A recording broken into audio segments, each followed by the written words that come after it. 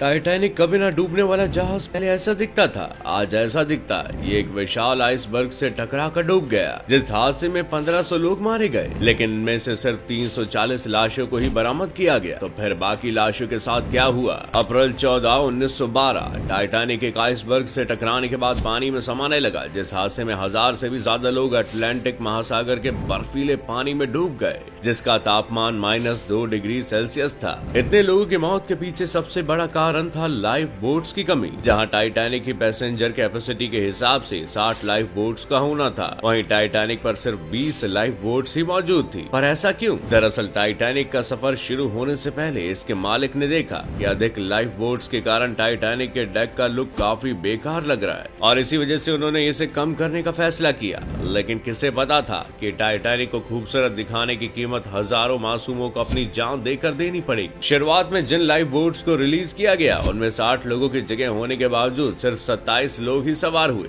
जिनमें अगर पूरे लोग सवार होते तो शायद और भी कई जानें बचाई जा सकती थी। इसके अलावा बर्फीले पानी में डूब रहे उन यात्रियों को भी बचाना मुमकिन हो पाता अगर टाइटैनिक के पास से गुजर रहे जहाजों ने टाइटैनिक से भेजे गए इमरजेंसी सिग्नल को देखा होता। लेकिन दुर्भाग्य से किसी ने भी इसे नहीं देखा, क्योंकि वैज्ञानिकों के मुताबिक उन सिग्नल्स को ना देख पाने का कारण था लाइट रिफ्लेक्शन। उन्होंने ये भी बताया कि यही घटना उस वक्त भी हुई जब टाइटैनिक आइसबर्ग से टकराया। इस वजह से टाइटैनिक के चालक उस विशाल आइसबर्ग को नहीं देख पाए। रिसर्च के मुताबिक उस आइसबर्ग को न देख पाने का एक और मुख्य कारण था, टाइटैनिक के चालकों के पास दूरबीन नहीं थी। दरअसल जिसमें सारे दूरबीन रखे थे, उसकी चाबी on duty second officer David Blair के पास थी, जिन्हें आखिरी वक्त पर हटा दिया गया और उनके बदले दूसरे ऑफिसर को ड्यूटी दे दी गई, जिन्हें ऑफिसर ब्लेयर वो चाबियां देना भूल गए। अगर कवर्ड की चाबी उस ऑफिसर के पास होती तो बहुत दूर से ही आइसबर्ग को देखा जा सकता था और टाइटैनिक का रास्ता मोड़ने के लिए काफी समय भी मिलता। इस हादसे में हजारों लोग मारे गए, जिनकी लाशें भी बरामद नहीं हुई। लेकिन उन लाशों का क्या हुआ जो उस रात टाइटैनिक के साथ ही समुद्र की गहराई में समा गए? रिसर्च के मुताबिक टाइटैनिक के डूबने के 1 घंटे बाद ही एक भयानक तूफान वहां से गुजरा।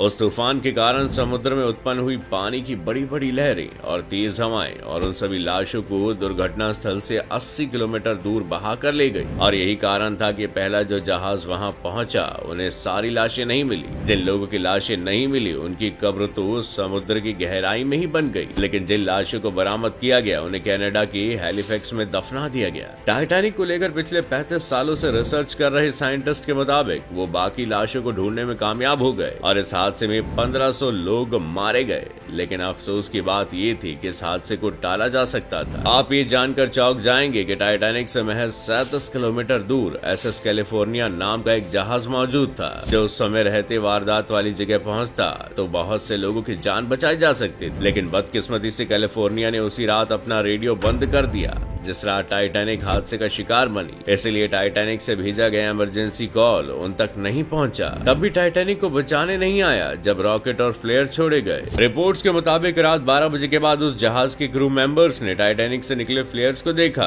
और ये बात अपने कैप्टन स्टैनले लॉर्ड को बताई। लेकिन लॉर्ड ने ये कहकर टाल दिया कि कोई इमरजेंसी नहीं, बल्कि टाइटैनिक पे मौजूद अमीर लोग पार्टी कर रहे हैं। सुबह जब उन्होंने अपना रेडियो ऑन किया, तब उन्हें टाइटैनिक से भेजे गए सिग्नल मिले और जब वो वारदात वाली जगह पहुंचे, तब तक बहुत देर हो चुकी थी। उन्हें बस पानी में तैरती हुई लाशें मिली। कैलिफोर्निया के कप्तान लॉर्ड पर 2 इंक्वायरी हुई, जिनमें लॉर्ड को ही दोषी माना गया। लेकिन इतने बड़े जहाज के डूबने के पीछे क्या सिर्फ एक इंसान का ही हाथ था? अगली सबसे बड़ी गलती थी स्टेयर्समैन रॉबर्ट हिटचिंस की। उस रात जब ये सूचना मिली कि सामने आइसबर्ग है, जहाज को बाई तरफ मोड़े, तब घबराहट और जल्दबाजी में रॉबर्ट ने इस मैसेज को उल्टा समझ लिया और जहाज को दाई तरफ मोड़ दिया, जिससे जहाज और भी तेजी से आइसबर्ग की तरफ मुड़ता चला गया। जब तक उन्हें अपनी गलती समझ आती, तब तक बहुत देर हो चुकी थी। ब्रिटिश इंक्वायरी की रिपोर्ट के मुताबिक टाइटैनिक को काफी सारे आइसबर्ग की वार्निंग मिली, बावजूद इसके टाइटैनिक की स्पीड को कम नहीं किया गया। टाइटैनिक 40 किलोमीटर प्रति घंटे की रफ्तार से यात्रा कर रहा था। एक थ्योरी के मुताबिक व्हाइट स्टार लाइन कंपनी के MD और चेयरमैन जोसेफ ब्रूस ने टाइटैनिक के कप्तान स्मिथ पर इसकी स्पीड कम न करने का दबाव बना रखा था, ताकि जहाज साउथहैम्पटन से न्यूयॉर्क की यात्रा सिर्फ 6 दिन में ही पूरा करके एक रिकॉर्ड कायम कर सके। इसके अलावा चौंकाने वाली बात यह भी थी कि अपने समय के हिसाब से इतने एडवांस टेक्नोलॉजी से बना दुनिया का सबसे बड़ा और आलीशान जहाज आखिर एक आइसबर्ग से टकराकर कैसे डूब गया, जबकि इसे कभी ना ना डूबने वाला जहाज माना जाता था। जर्नलिस्ट सनन मलोनी जो पिछले 30 सालों से टाइटैनिक पर रिसर्च कर रहे थे, उनके हिसाब से टाइटैनिक के डूबने के पीछे सिर्फ आइसबर्ग ही नहीं बल्कि